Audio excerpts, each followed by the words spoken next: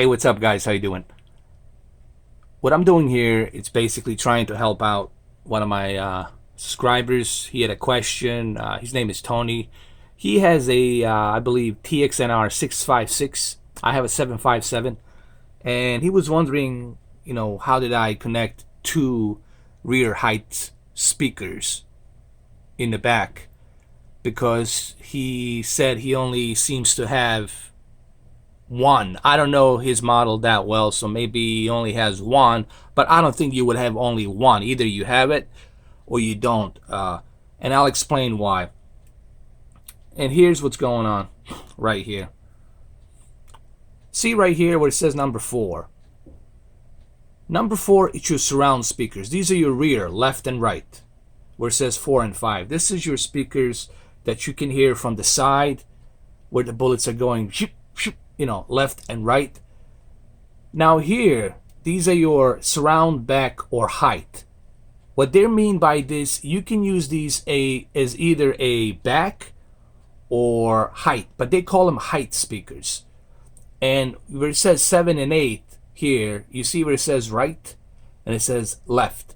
So these surround back height, they call them back, or what they're trying to say, you can use them either to be a height speakers or just to be the back speakers from behind you, behind your left and right. Okay, so these left and right will be next to your ear, left and right.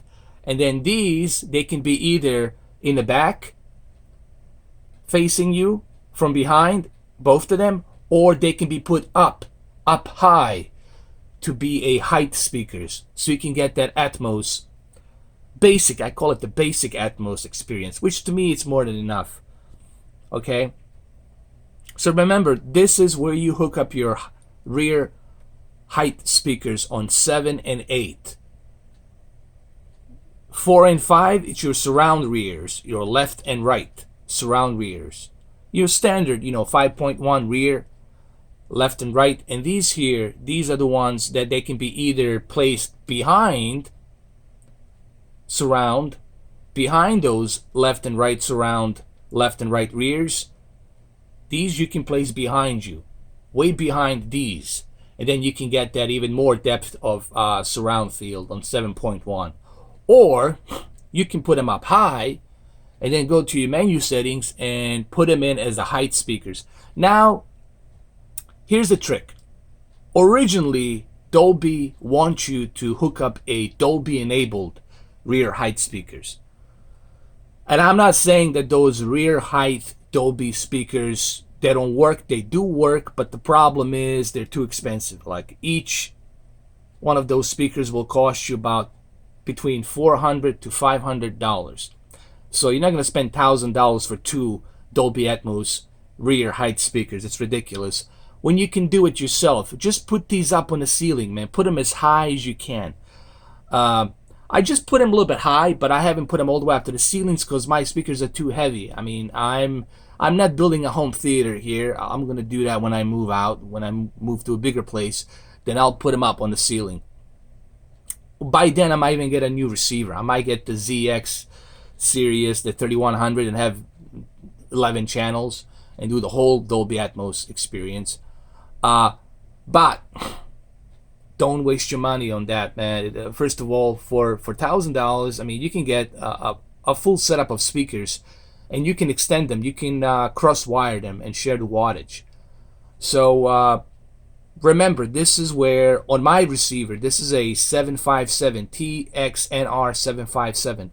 See where it says 7 and 8? These are your rear height. They can be placed up high, way up there on the ceiling, up high, or they can be placed in the middle, in the back, rear, all the way in the back, behind these surround left and right rears. Hopefully this helps, Hopefully I don't confuse you. I know this can be confusing, but once you understand the schematics here, once you understand the zones, always remember these numbers, 4 and 5, 7 and 8. So when you go to your setup, you will know exactly what they are. Actually, why don't I just show you? Let me do this really quick. Here, let me show you really quick. Okay, these are your height speakers right here. Let me show you. These are your surround back speakers. They're called the height speakers, okay? They can be either surround back or they can be put up on the ceiling. Right now, I choose not to have them up on the ceiling because I don't have the proper environment to put them up on the ceiling. So I just decide to put them in the back. They're placed a little bit higher above these right here. These are your surrounds, okay? These are your surrounds right here. I placed these left and right next to me on the left and right ear where I'm sitting in the back. And then these, I placed them way back out in the back so I can hear that sound behind me. But they're placed just a little bit higher, just a little bit higher. If I wanted to place these as a rear height, I would have to put them way up there, up on the ceiling. I mean, and then I would have to configure them, and then I would have to go to the setup and enable them. However, since Onkyo has a partnership with the Dolby Atmos, they prefer that you use a Dolby enabled height speakers. You don't necessarily have to buy them. It will still do the trick if you put them up on the ceiling. You're still gonna have that same experience, but they're just preferring for the receiver to recognize them correctly. You should have the Dolby enabled speaker, but you don't necessarily need to buy the Dolby enabled speakers. And before you guys start writing down on the comment section, I know about the Dolby enabled speakers, but I'm not a jackass. I'm not going to spend $500 on a single speaker. It's ridiculous, and I urge you not to do the same either. You can still achieve the same thing with a pair of Polk speakers for $50 and just put them up on the ceiling. You're going to get the exact same experience, man. Trust me. I have tried it and it works. Unless money's not an issue, you don't care.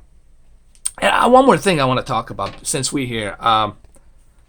You know, I hear a lot of people talk about all these expensive Klipsch speakers and even high-end Polk speakers. They're all talking about all these high-end speakers and all these high-end receivers from either Denon or Onkyo, Yamaha. Here's the deal, guys. Before you start spending money into a very high-end speakers and very high-end receivers, you got to ask yourself, well, what type of room am I living in? Like, what are my environments? How big is my house? How acoustic? How big? How many square feet do I have in this room? And how many speakers can I put in here? And how well will they sound?